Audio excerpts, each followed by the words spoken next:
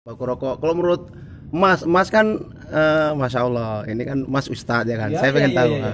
Kira-kira pendapat Mas ini rokok kayak gini bagaimana? Apakah haram apa halal? Nah, Ah, jadi mengenai rokok nih ya. ya.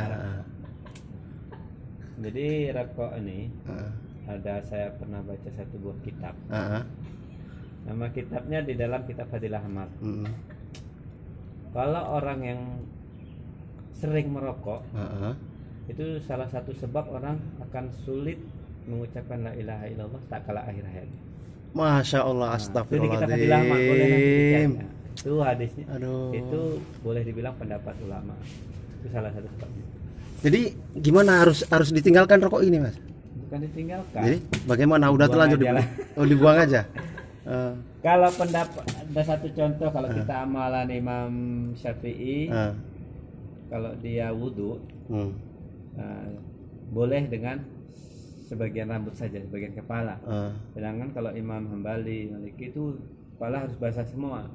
ah, Jadi untuk menghindari ini gimana supaya tidak terjadi khilafiyah, perbedaan pendapat, kita Ya. ambil baiknya aja. Nah, kalau sudah menyeluruh, kita basuh aja seluruhnya. Kalau sudah menyeluruhnya nggak akan terjadi khilafiyah. Demikian juga rokok nih, kalau kita lebih baik kita tinggalkan supaya tidak terjadi khilafiyah apakah hukumnya makruh atau haram. Kalau kita tinggalkan sudah selesai hukumnya. Oh begitu, Mas. Nah, itu saja. Jadi kalau orang yang udah kecanduan itu seperti gimana itu, Mas? Nah, Apa kalau sudah kecanduan ya belajarlah. belajar Pelan-pelan. Kalau pelan-pelan ya? misalnya satu hari habis makan udah ngerokok, ya kurangi waktunya. Bisa jadi dia dalam satu waktu atau satu hari itu biasanya 7 kali dia linting rokok, boleh nanti dikurangi jadi 4 kali linting setengah, ya kan? Nah, besoknya jadi 4 linting, begitu seterusnya sampai benar-benar hilang apa. Bisa dibuktikan secara detail, Mas, tentang dalil yang sahih itu, Mas, tentang rokok haram? Kalau dalil sahih, karena saya bukan ustadz, saya hanya mendengar dari ustadz-ustadz atau satu kitab yang saya baca tadi, itulah kitab Fadilah Amal. Salah satunya penyebab orang yang susah. Kita kan rugi kalau sampai akhir hayat kita nggak bisa ucapkan la ilaha illallah. Sedangkan itu menghambat kita untuk mengucapkan la ilaha illallah. Kalau kita tanya hadisnya, kalau dalam satu hadis tidak disebut tentang rokok, tetapi segala sesuatu yang mengarah kepada memabukkan itu menjadi sumber awal induk daripada rusaknya segala amal. Bisa jadi berakibat buruk atau bahkan menjadi induk daripada keburukan. Jadi, Mas, saya sering melihat itu Habib itu ada yang merokok, itu gimana hukumnya, Mas? Ya makanya Padahal itu mereka dibilang, Habib. mereka sendiri mengakui mereka bahwasanya mereka terhalangnya mereka tidak bisa bermimpi berjumpa Rasulullah itu karena satu amalan itu rusak. Amalan yang paling dibenci oleh Rasulullah itu ya salah satunya adalah rokok. Maka mereka nggak akan pernah bisa jumpa Rasulullah sebelum mereka bisa berhenti dari merokok. Nah, kalau perkara itu perkara individu oknum masing-masing ya. Dia kalau mau dia istilahnya memperbaiki amalnya ya berhenti rokok. Kalau nggak perbaiki amalnya ya begitulah amalannya. Begitu, Mas, ya.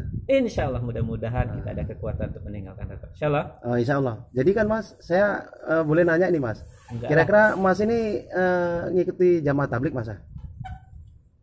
Saya nggak ngikuti jamaah tabligh. Enggak, maksudnya dari jamaah tablik atau dari FPI atau dari mana lah gitu, atau dari maaf ya, Saya atau Islam dari biasa-biasa aja. Saya yang belajar mengamalkan sunnah dalam kehidupan sehari-hari. Kalau seandainya ada pengajian yang mungkin dibilang orang ada jamaah tabligh, ada pengajian FPI atau apapun, saya ikut semua selama dia tidak bertentangan dengan Al-Quran dan hadis. Jadi kalau kebetulan saya ikut keluar 3 hari itu bukan karena saya ikut jamaah tabligh, tapi saya mau belajar meluangkan waktu untuk meluangkan waktu saya untuk Allah Subhanahu wa taala. Itu aja. Oh, berarti intinya Mas ya jamaah tablik lah itu. Nah, Jamaah tablik itu karena udah pernah gabung, pernah kurus bersama mereka gitu kan. Enggak apa-apa, Mas, kalau memang benar itu jamaah tablik, kenapa Mas menghindari gitu loh? karena jamaah tabligh ini sebenarnya bukan satu golongan, tapi orang-orang yang memberi nama. Jadi sebenarnya ini nggak Iyalah. ada nama. Jadi kita buat amal ini sebenarnya nggak ada nama. Sekedar usaha untuk atasi mah. Jadi kalau nanti saya bilang dari jamaah tabligh, berarti kami membuat satu firqah sendiri. Sementara firqah ini tidak boleh. Gitu ya. Kalau firqah ini berarti nanti sana orang Salafi, orang Maliki nggak bisa masuk, orang Hambali nggak bisa masuk, orang HTI nggak bisa masuk. Itu namanya firqah. Jadi kita ini bukan nggak ada nama sebenarnya. Namanya karena kebetulan kegiatannya kayak gitu, itulah namanya. Oh, begitu Mas. Ya. Jadi Mas, makasih Mas ya atas apanya Mas. Ini Ya, hanya sekedar sama-sama, Mas Anto. sekedar menambah wawasan aja. Alhamdulillah, makasihlah atas ilmunya Mas. Ya. Salam Mas. Masya Allah. Assalamualaikum. Waalaikumsalam.